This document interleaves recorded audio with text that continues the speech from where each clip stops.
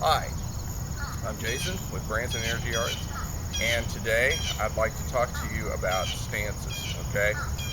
This is kind of another confusing area. In the last video, I detailed strikes and, tried to clear up a little bit of the mystery about the strikes. But the strikes, the power in the strikes, are based on good solid stances. Now, the very first stance, and the one that there's a lot of confusion with, is the Santi stance, which means 3-point or Trinity stance. And basically it means the alignment of the lower, middle, and upper gates. 3 gates in the body. The top gate goes from the shoulders, or the chest area, on up to the head. The other gate goes from the bottom of the pectorals or the chest area down to the knees, and the lower gate, of course, is the knees on down to the feet. Okay, so these 3 are in alignment. Now let me show you the proper Santi stance. You'll see a lot of different setups in Hsing, different styles. There's lots of different ways of doing it. Which one's right? All of them. Okay? And so basically the one I'm using, sometimes you see a stance like this where you're facing forward and your feet are facing out about a 45-degree angle if you cut the center line, 90 degrees, you're looking at the whole thing. And some people, they rotate this foot in, and then they'll bring the hands up or like this, and then, come out. Okay, that's fine. My style does it like this. This foot points forward, this foot points out, and you breathe in and down, and then come up and come out. All right, now at this point, you're in the Santi stance. It really doesn't matter how you get there, even if you're just standing like this and step out. Okay, in a real fight, you're not going to have time. Oh, wait a minute. Let me set up for this. Okay, no, you're not going to have that. So, anyway, what we're looking at here, and I want to draw attention to the fact that if you pick up a book or a video on Hsing and you got a guy doing this, everybody's going to say something different. Who's right? They all are. Okay? Different people, have different body types. There are people their legs are shorter than mine. Some are taller. Arms are longer. Everybody's going to have a different way of doing this, but I'm going to give you some general guidelines, okay?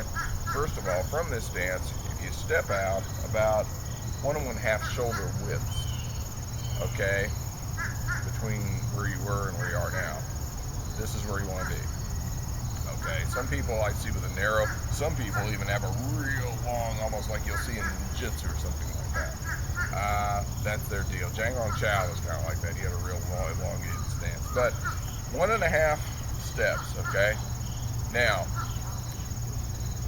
from here, dealing with the lower gates now, this foot here shouldn't have really moved or changed or shifted any. This foot goes out in front. Now, like I said, I think I've said in a previous video, there's a guy on YouTube and he's trying to teach Hsing and he says, 50-50. 50-50 is not going to give you any power. All right?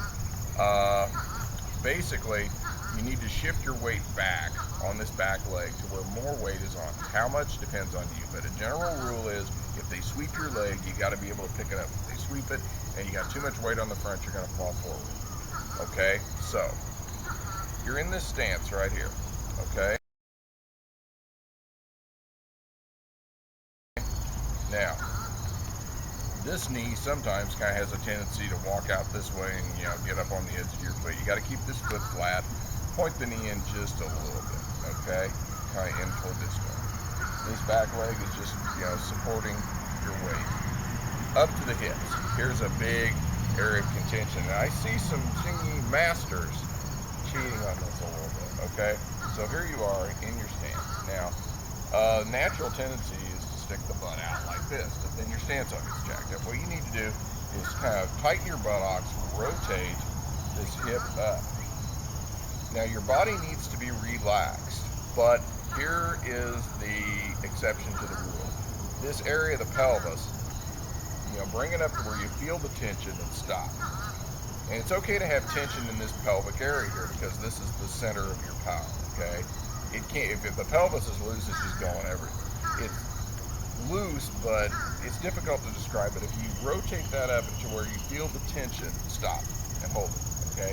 That's gonna bring the Dantian up where it needs to be, okay? Where the power's not, going back down the floor, where the power is being held right here, okay?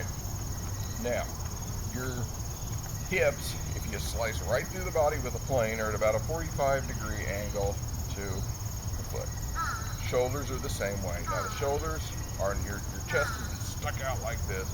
You know, just bring your arms in, hand down here. The thumb points toward the dantian.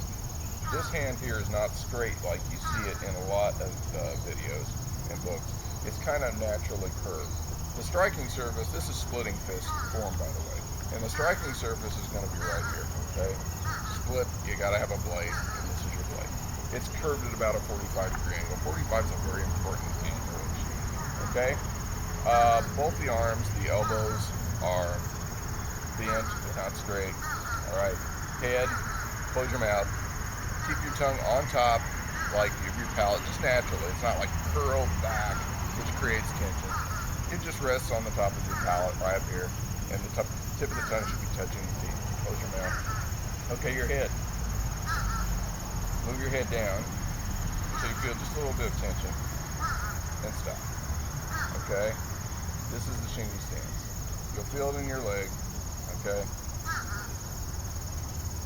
Santi, from the front. Now, one thing I want to talk about, you'll see in a lot of books, some guys, if you shoot a line straight out, their heels are in direct alignment. Is this wrong? No, but one rule, if you're standing here in this stance, and you're kind of having to wobble from side to side, your stance is too narrow, you know, between your 2 feet. Generally, I have about 4 to 6 inches between my heels. If you run it this way and you run a line back and you look at the space between that foot up there in relation to this foot back here on a parallel line, I think Robert Smith in his book had like maybe 1.5 inches. That doesn't really work for me. I'm still kind of wobbly at that point. So if that happens, just move your foot out a little bit and maybe even slide it back. Kind of take note. You can fit just a little bit more than a fist width in between my 2 feet. That's where I'm comfortable. That's where I'm not wobbling. So that's where I need to be. Okay, so here we go. Here's your Hsing stance. Your front finger should be right in front of your nose. Okay? This is it. This is where you're going to do your Hsing from. And we're going to start on the 5-element forms: splitting, drilling, crushing, pounding, and crossing. If you have any questions, post them on the YouTube page and I'll clear it up for you. I've tried to touch on everything, the main points. The main sticking points I find that people screw up on are the hips, you know, not rotating them far enough forward to where you got, you know, your G right here, and with, you know, the actual stance, too much maybe weight in front, or not, you know, maybe even too much, you know, going back. You know, it's hard to get too much weight on the back feet. But anyway, that's the main points, that the width of those feet in relation to the 2 parallel lines from each other, and the hips. Those are the real main points that most people screw up on. And if you don't have those 2 settled and tuned to your physiology, you're not going to be able to squeeze the power out of it. And when you start doing Hsing, you know, when you start feeling those bursts of power when when you strike, that's when it gets really exciting. And so we'll be dealing with that in the next video. See you then.